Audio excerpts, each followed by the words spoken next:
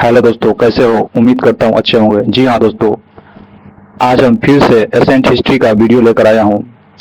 जिन्होंने पिछला वीडियो नहीं देखा है तो प्ले लिस्ट में जाकर वीडियो देख सकते हैं। जी हाँ दोस्तों, आज हम लोग वैदिक सभ्यता के बारे में जानेंगे। चलिए शुरू करते हैं। जी हाँ दोस्तों, जो वैदिक सभ्यता का जो कालखंड था वो 1500 से लेकर 600 ईसा पूर्व तक था। इसके अनुसार वैदिक सभ्यता को दो भागों में बांटा गया है। पहला है ऋग वैदिक सभ्यता, दूसरा है उत्तर वैदिक सभ्यता। ऋग वैदिक सभ्यता का जो कालखंड था वो 1500 से लेकर 1000 ईसा पूर्व तक था, और उत्तर वैदिक सभ्यता का जो कालखंड था 1000 से लेकर 600 ईसा पूर्व तक था। जी हाँ दोस्तों, जो वेद शब्द था वो विद धातु से बना है, जिसका अर्थ है ज्ञान। जी हाँ दोस्तों, वेद का शाब्दिक अर्थ होता है ज्ञान, इसको याद रखिएगा। जी हाँ दोस्तों, वैदिक सभ्यता का निर्माणकर्ता आर्य थे, जो बाहर से आए थे, वो इंडिया के नहीं थे। आर्य का अर्थ कुलीन या श्रेष्ठ होता है। जी हाँ दोस्तों, ये भी क्वेश्चन बार बार एग्जाम में पूछा जाता है। आर्य था जो खैबर दर्रा से होते हुए भारत आए थे। आर्य के बारे में बहुत से विद्वानों का अपना अपना राय है। जैसे मैक मुलर के अनुसार आर्य मध्य एशिया से आए थे। जी हाँ दोस्तों, मैक्स मुलर के अनुसार जो आर्य थे वो मध्य एशिया से आए थे। वैसे ही स्वामी दयानंद सरस्वती के अनुसार जो आर्य थे वो उत्तरी ध्रुव से आए थे। उत्तरी ध्रुव, जिसको हम लोग आर्कटिक क्षेत्र बोलते हैं, वहां से आए थे। वैसे ही बाल गंगाधर तिलक के अनुसार जो आर्य थे वो तिब्बत के निवासी थे। जी हाँ दोस्तों, उम्मीद करता हूँ ये पॉइंट क्लियर हो गया होगा। चलिए आगे बढ़ते हैं।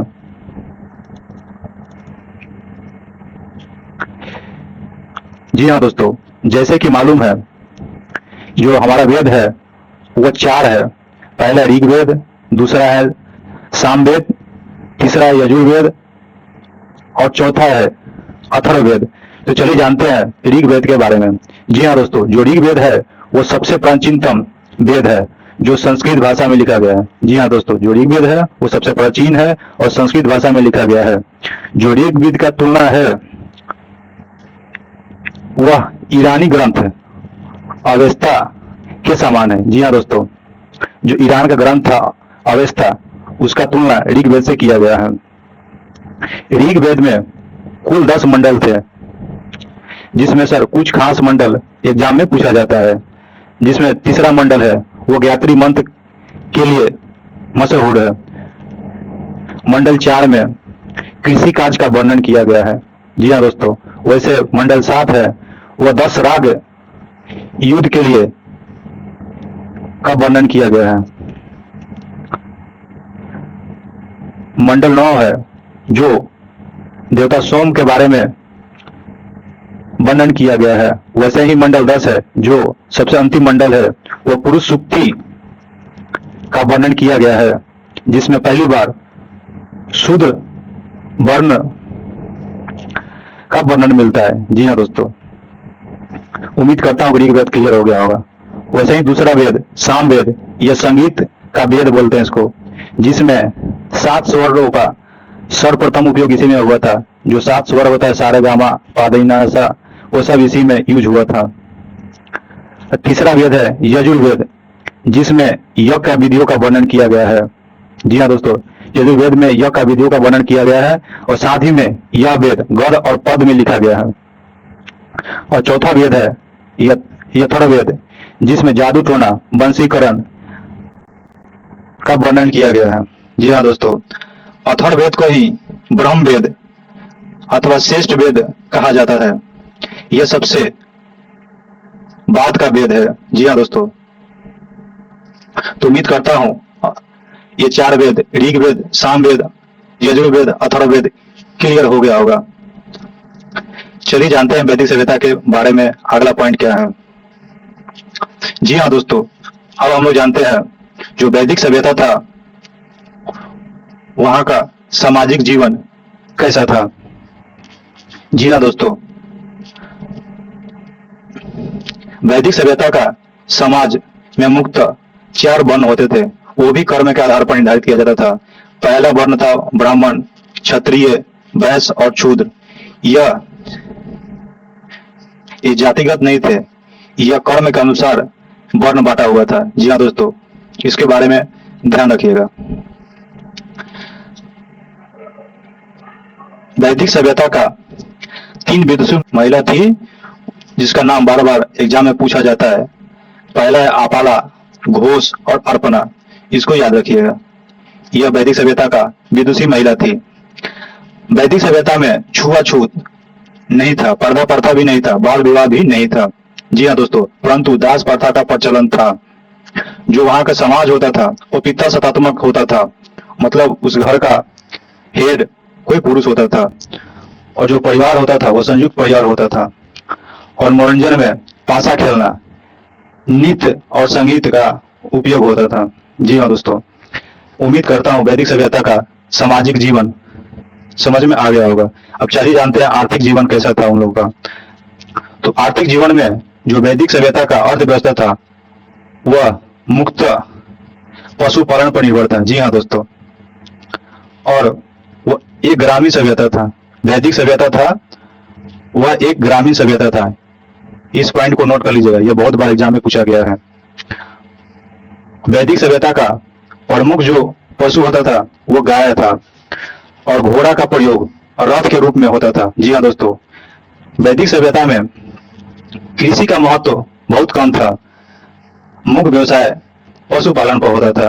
उम्मीद करता हूँ वैदिक सभ्यता का धार्मिक जीवन समझ में आ गया होगा। चलिए आगे वाला पॉइंट देखते हैं। जी हाँ दोस्तों, आप जानते हैं वैदिक सभ्यता का धार्मिक जीवन। तो वैदिक सभ्यता था जिसमें प्रमुख देवता थे इंद्र। जी हाँ दोस्तों, जिनको पुरंदर के नाम से जाना जाता था। दूसरे थे अग्नि और तीसरे वरुण। जी हाँ दोस्तों, ये वैदिक सभ्यता के कुछ प्रमुख देवी देवता थे। वैदिक सभ्यता में मुक्ता प्रकृति की पूजा किया जाता था। जी हाँ दोस्तों, वैदिक सभ्यता में मुक्ता प्रकृति का पूजा किया जाता था, और कर्म कांड बहुत ही कम था। तो उम्मीद करता हूँ धार्मिक जीवन समझ में आ गया होगा। चलिए जानते हैं राजनीतिक जीवन में। जी हाँ दोस्तों, वैदिक सभ्यता का जो जीवन यापन था वह कबीला के रूप में था। जी हाँ दोस्तों,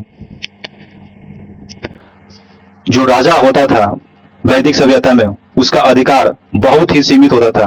राजा के सहायता के लिए समिति, सभा, विधेय और गण जैसा समिति हुआ करता था। जी हाँ दोस्तों, वैदिक सभ्यता में सेना नियमित नहीं थी, और जो विदथ संस्था था वो सबसे पुराना संस्था था वैदिक सभ्यता में। वैदिक सभ्यता में बलि, जिसको कर बोला जाता था, वो कोई अनिवार्य नहीं था। आप स्वेच्छा से दे सकते हैं और नहीं भी दे सकते हैं। तो ये था वैदिक सभ्यता का राजनीतिक जीवन। चलिए अगला पॉइंट में। जी हाँ दोस्तों, अब देखते हैं वैदिक जीवन का जो महत्वपूर्ण बिंदु है उसके बारे में चर्चा कर लेते हैं एक बार हम लोग। जी हाँ दोस्तों, पहला बिंदु है जो वैदिक सभ्यता का अर्थव्यवस्था मुक्त पशुपालन पर निर्भर था। जी हाँ दोस्तों, और जो वैदिक सभ्यता था वह मुक्त ग्रामीण सभ्यता पर निर्भर था। अथर्ववेद में पहली बार चांदी और लोहा का उल्लेख किया गया था, और साथ ही में लोहा, जिसको हम लोग श्याम अयस्क वैदिक सभ्यता में कहा जाता था, उसे प्रयोग केवल युद्ध के लिए किया जाता था। जी हाँ दोस्तों, खेती के लिए नहीं किया जाता था, केवल युद्ध के लिए किया जाता था। यह पॉइंट याद रखिएगा। वैदिक सभ्यता में जो कृषि होता था, चावल को हम लोग ब्रीही और गेहूं को गोधूम कहते थे। जी हाँ दोस्तों, इसको याद रखिएगा, एग्जाम में बहुत बार पूछा गया है। चावल को ब्रीही और गेहूं को गोधूम कहा जाता था। उत्तर वैदिक काल में, जी हाँ साथियों, उत्तर वैदिक काल में जो सभा होते थे और समिति होते थे वो प्रजापति के 2 पुत्री के नाम से जाना जाता था। जी हाँ दोस्तों, उत्तर वैदिक काल में सभा और समिति को प्रजापति का 2 पुत्री कहा गया था। वैसे ही वैदिक सभ्यता में नदी सरस्वती नदी था, जिसको घग्घर नदी बोलते थे, वो सबसे पवित्र नदी होता था। जी हाँ दोस्तों, सरस्वती नदी वैदिक सभ्यता में सबसे पवित्र नदी माना जाता था। और सिंध नदी, जिसका चर्चा वेदों में सबसे अधिक बार हुआ है। जी हाँ दोस्तों, ये दोनों क्वेश्चन बहुत ही महत्वपूर्ण है, इसको याद रखिएगा। उम्मीद करता हूँ वैदिक सभ्यता के बारे में जानकारी अच्छा लगा होगा।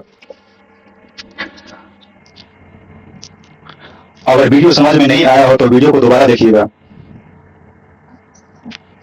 और इससे संबंधित क्वेश्चन को हल कीजिएगा, ताकि आने वाले एग्जाम में कोई भी क्वेश्चन ना छूटे। तो चलिए जानते हैं आज का सवाल, जिसका जवाब आप कमेंट बॉक्स में दीजिएगा। पहला सवाल है, आर्य किस दर्रा के से भारत है? जी हाँ दोस्तों, पहला सवाल है, आर्य जो थे वो किस दर्रे के द्वारा भारत में आए थे? ऑप्शन ए है नथुला दर्रा, ऑप्शन बी है खैबर दर्रा, ऑप्शन सी है बनिहाल दर्रा, ऑप्शन चौथा है पीर पंजाल दर्रा। तो इसका जवाब आप कमेंट बॉक्स में दीजिएगा। दूसरा सवाल है, वैदिक सभ्यता कैसा सभ्यता था? जी हाँ दोस्तों, जो वैदिक सभ्यता था वो कैसा सभ्यता था? वो नगरीय सभ्यता था, या ग्रामीण सभ्यता था, या घुमंतु भेटिया सभ्यता था, या जनजातीय सभ्यता था? इसका जवाब आप कमेंट बॉक्स में जरूर दीजिएगा और इस चैप्टर से संबंधित क्वेश्चन को हल करने की कोशिश कीजिएगा। चलिए मिलते हैं अगले वीडियो में, जब तक के लिए धन्यवाद।